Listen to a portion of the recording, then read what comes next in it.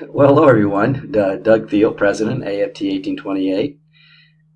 Last week I was at an online teaching conference, and one of the best practices discussed more than once was that videos should be kind of short, sweet, and to the point. And I'm going to try to follow that sound advice for this recording.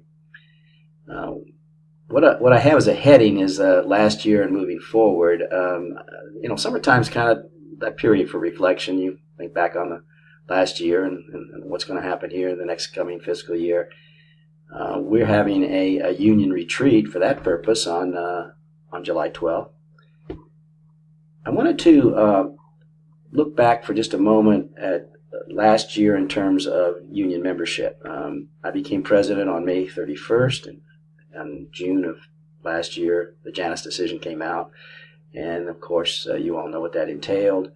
The groups that spent millions of dollars sponsoring Mr. Janus to get that case to the Supreme Court probably had an expectation, or at least hope, that that favorable ruling would just decimate public employee unions nationwide. Well, that didn't happen. It certainly didn't happen to AFT 1828. We've actually gained membership this past year, largely due to the fact that the CFT sponsored Assembly Bill 119, which mandated that the union have the opportunity to speak to new faculty at new employee orientation. And David Carey, our hardworking vice president at Ventura College, has done an excellent job of getting and speaking to those new persons, providing them with the information to show them the value of union membership and getting them to sign. So that has more than offset the few resignations that we've had during the course of last year. Now, I listed an intangible down there in terms of value of union membership, the influence on the collective bargaining agreements. For many faculty, the fact that we are the bargaining entity for you in that process is extraordinarily important, and although we do a lot of other things, that probably seems the most important thing we do. And that influence is affected by union membership. If we actually drop to below 50%, the union could be decertified. As it stands, we have somewhere in the neighborhood of 85% of the 1,200 faculty as signed union members.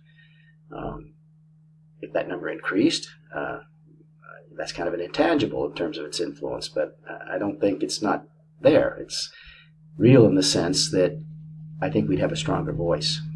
I think that, if we were at 95% or I would like to see 100%, then clearly that would be a stronger voice as we go through that process. Now, there's tangibles that I do list that, and of course the contract will be tangible when we have it, but that process is what I was talking about in terms of intangible. The Board of Trustees. Now, that's a group that has oversight for the entire college district. Last year, another hard-working member of the Executive Council, Paula Munoz, researched and eventually interviewed and then was able to offer AFT sponsorships to the two new Board of Trustees that were elected.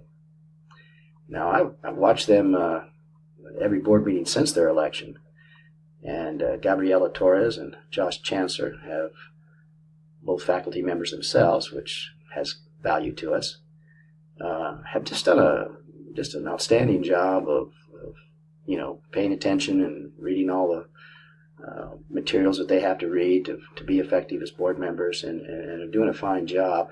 And the other three board members, who are long-serving board members, have clearly embraced them. And working together as a team, they take their job very seriously, and that's a pleasure for me to watch. Resolving conflicts. Now, that's tangible. Now, we're the gatekeepers for the contract, the union is. And so if there's a contract violation, we're going to be there. But sometimes faculty contact me, and I get contacted frequently on different issues, that it's not a contract violation. And if that's the case, then I'm finding myself in an uncomfortable situation, because I have to be concerned about expending union funds on persons who are not contributing. If you're a union member and a contributor, then the full resources of the union are at your disposal in terms of resolving any conflict that you might bring forward. But if you're not a contributor, then I have to say that if it's not a contract violation, then that's not something that the union is involved in, and I don't. It kind of pains me to do that. But it is a tangible benefit to know that this union is there for you for any concern that you might have. Now, training benefits, AFT 1828 training benefits and opportunities. We worked hard in the last couple of years to develop a training schedule at our retreat. We'll be looking forward to developing one for the fall. And many of you have asked about videotaping those because sometimes the dates conflict with when you can attend. And we have one already done on interviewing. We're going to continue to do more of that. One of the items that we need to kind of work out is a protocol for how to access those videos, because frankly, I don't want to just splash them all over the internet. I want to reserve those training opportunities for our union members. And so we'll develop something that will allow those union members a chance to watch those videos if you can't attend the actual training, which of course would be preferable. I list national AFT benefits. Now that's a laundry list. I'm not going to go into it in this short video, but I put an attachment to this email. One of the big ones is that $1 million liability insurance in case you were to be the subject of a lawsuit by a student or by some other entity while you were a faculty member. I've often likened that to liability insurance, auto liability insurance. I haven't been in an accident in, 25, 30 years, but I still drive, and I wouldn't drive unless I had that liability insurance active. So that's a benefit. That's value to you. And there's many more. I put CFT advocacy for favorable legislation. I've already mentioned they got AB 119 passed. I put a attachment into this email that shows just a sampling of some of the many things that they do at the state level. When these laws get passed at the state level, that's impactful. I mean, that's that doesn't get that's mandated stuff, and it probably in the scheme of things has done more to help faculty than the local bargaining agreements have, honestly, because it's something that districts cannot ignore. It's law, it's black letter law. And they are very strong in doing that for us. And it's not politically motivated. It's faculty motivated. It's not about a political party. It's about making our living conditions better.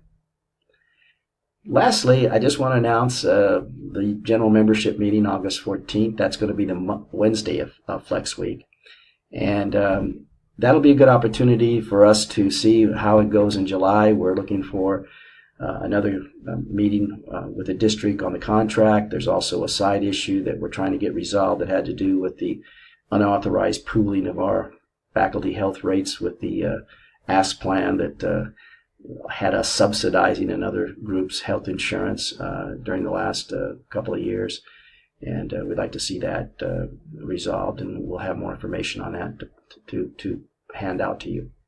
Also, at that general membership meeting, I did ask the National AFT to give us an entire package of new membership cards. Members have asked me about that because occasionally when they want to access those AFT benefits and they don't have their misplaced or don't have their union card. So we have a complete new packet of all of the membership cards for this local. And I'll have those at the membership meeting to pass out to those that need them. And in the spirit of keeping this mercifully short, I'll conclude. Summer's about half over. It goes awfully quick, doesn't it? But I hope to see all of you at the general membership meeting on August 14th. And I appreciate you taking the time to watch this. Thank you.